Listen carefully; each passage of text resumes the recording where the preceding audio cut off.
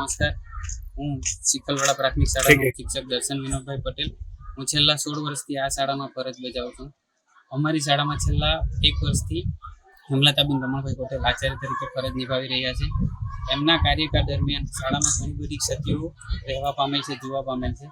આજે એમણે બધી ભૂલોના પાર કરી દીધી. આજે 3રું ધોરણ, 4થું ધોરણ, 5મું ધોરણ, 6થું ધોરણ, 7મું ધોરણના વિદ્યાર્થીઓના પ્રગતિ પત્રકના કાર્ડ આપવાની, પ્રિન્ટ કાઢી આપવાની ના પાડી છે. હવે આજે બાળકોને છેલ્લા દિવસે અમે પરિણામમાં શું આપીશું એ પણ એક મોટો ચર્ચાનો વિષય થઈ રહેશે. થોડા સમય પહેલા શાળાના 2 પ્રોજેક્ટર બગડી ગયા હતા. ગ્રાન્ટ માટે અમે એમને વાત કરી તો પહેલા એ તૈયાર થયા હતા, પછી પાછળથી ફરી ગયા, પ્રોજેક્ટર રિપેર થઈ ગયા. પ્રોજેક્ટરના પૈસા ન આપ્યા. અમે જૂના આચાર્ય જે દાનમાં પૈસા ટીકલા એ અને બાકીના 2 શિક્ષકો મળીને ગ્રાન્ટ ભેગી કરીને એ પ્રોજેક્ટર રિપેર કરાવ્યા. બંને જણા એ લોકો હસબન્ડ અને વાઈફ આ શાળામાં કામ કરે છે. મુવમેન્ટમાં એ લોકો ખોટું લખીને જાય છે. મુવમેન્ટનું પ્રૂફ અને જોડે વિડીયો પ્રૂફ પણ છે કે એ લોકો ક્યારે ગયેલા છે. પોતાની રીતે મન ફાવે એવા આડેધડ નિર્ણય લે છે. શિક્ષકોને કોઈ પણ પ્રકારમાં ઇન્વોલ્વ કરતા નથી. 2-3 જણા એ લોકો ડિસિઝન લે છે. બીજું કે એલસી વાલી કોઈ લેવા આવે તો વાલી એક ઝટકામાં એલસી આપતા નથી. વાલી 2-3 ધક્કા ખાય ત્યારે જ એલસી આપે છે. પ્રોજેક્ટરના બદલામાં એમણે શાળા માટે પ્રોજેક્ટર કરતાં કબાટ મહત્વના લાગ્યા. કબાટ એમણે બનાવ્યા જે વગર કામના છે. કબાટ કરતાં બાળકોને પ્રોજેક્ટરની વધારે જરૂર પડે. શિક્ષકો સ્કૂલ ગ્રુપમાં કોઈ પણ માહિતી પૂછે એનો એ જવાબ આપતા નથી. આ પાછળ મારી પાછળ દિવાલની બાજુએ એ 1 વર્ષથી 1.5 વર્ષથી છેલ્લા ઓરડા તોડેલા છે. હજુ સુધી એમણે ઓરડા માટે શું કર્યું એની કોઈ માહિતી જિલ્લા કક્ષાએ જઈને કોઈ ટ્રાય કરી નથી. એટલી બધી આપખુદશાહી ચલાવવા માંગે છે કે જેનો કોઈ હદ નથી. પોતે જે નિર્ણય લે છે એ જ ફાઇનલ. બીજા કોઈ શિક્ષકો કંઈ પણ કહે એ ધ્યાનમાં લેતા એ એમના વેસ્ટર્નનો ક્લાસ અને એ આચાર્યનો ક્લાસ, એટલે 2 ક્લાસનું શિક્ષણ કાર્ય બગડે છે. એ લોકો જ્યાં જવાના હોય ત્યારે બહાર જવું હોય તો બંને જણા સાથે જ જાય છે. મુવમેન્ટમાં ખોટું લખીને જાય છે. અમારી પાસે એનો ફોટો પ્રૂફ છે. શાળામાં લેટ આવે છે તો જાણ કરવા વગર એ મન ફાવે ત્યારે એ લોકો આવે છે.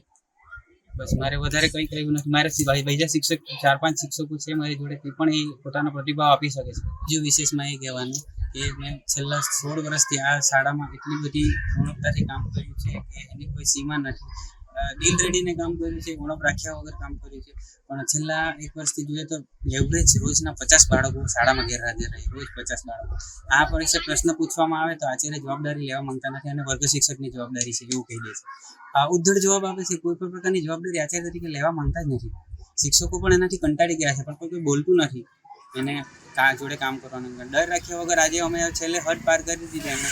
એટલે હવે અમારે આ પ્રેસ બોલાવવા પાછળનું રીઝન જ છે કે આજે છેલ્લા દિવસે બાળકોનું રિઝલ્ટ વાલી આવ્યા નથી. આજે બાકી 6-7ના વાલીઓ આવે તો અમે રિઝલ્ટની જગ્યા પર શું આપીએ? મારું નામ મુકેશભાઈ કિશનભાઈ પટેલ, ચિખલવાડા પ્રાથમિક શાળા ઉપશિક્ષક તરીકે હું અહીંયા કામ કરું છું. અમારે બીજું કંઈ નથી કે મેન શું છે, બેને રિઝલ્ટ અમને કાઢી નથી આપ્યા. અમે ગઈકાલે રિઝલ્ટ મોકલાવ્યા છતાં પણ અમને છોકરાને રિઝલ્ટ કાર્ડ આપવા માટે કાઢી નથી આપ્યા.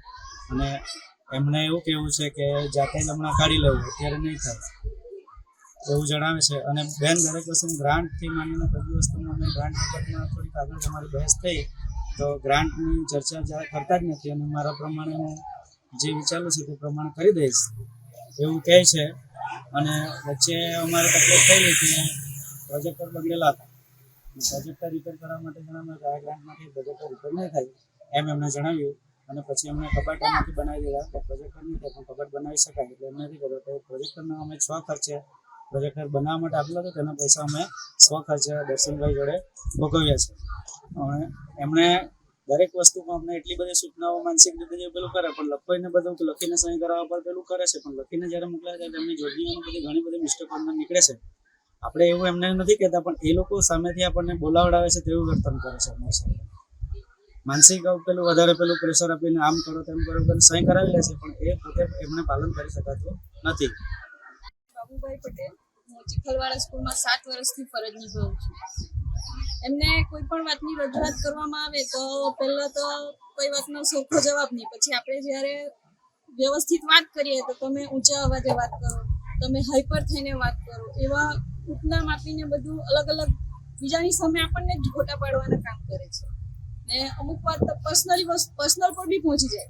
પ્રોફેશનલમાં કંઈ આપણું બાકી નહીં હોય તેવું હોય તો પર્સનલ પર આપણા પર છોકરાઓને લાવે તો મેમ કરે કંઈ પણ વધુ ઉઠાવે બધી વસ્તુમાં કેવું બધાની સામેલગીરી કરવી જોઈએ શિક્ષકોને ચર્ચા ડિસ્કસ કરીને કોઈ નિર્ણય નહીં લઈએ ડાયરેક્ટલી કહી દે અને આપણે કંઈક રજૂઆત કરવા ગયા એટલે એમને એવું થાય કે મારી સામે પ્રશ્નો ઊભા કરવા પણ શાળા બધાની જ છે એટલે આપણે આપણી રજૂઆત એમને કરવાની છે ને જે મારી દ્રષ્ટિએ મને કદાચ ખોટું લાગે એમની દ્રષ્ટિએ સાચું બી હોય ચર્ચા કરીને નિર્ણય લેવો પણ આ તો એમ જ કહેવામાં આવે કે તમે પ્રશ્નો ઊભા કરો છો શાળાની સારી બાબત કહેવાની તો અમારી ફરજ જ આવે એમ આ એવું નથી કે એમને જ કહેતા છે આગળ પ્રિન્સિપલ હતા એમની આગળ રજૂઆત કરતા કે આ વસ્તુ આપણે કરવું જોઈએ એમ આમાં આવું બી કરી શકાય તો એ વસ્તુ એમને તો એવું લાગે કે મારા વિરોધ જ કરવા આવે છે પ્રશ્નો જ ઊભા કરવા આવે એટલે દરેકની વાત સાંભળવી જોઈએ એમ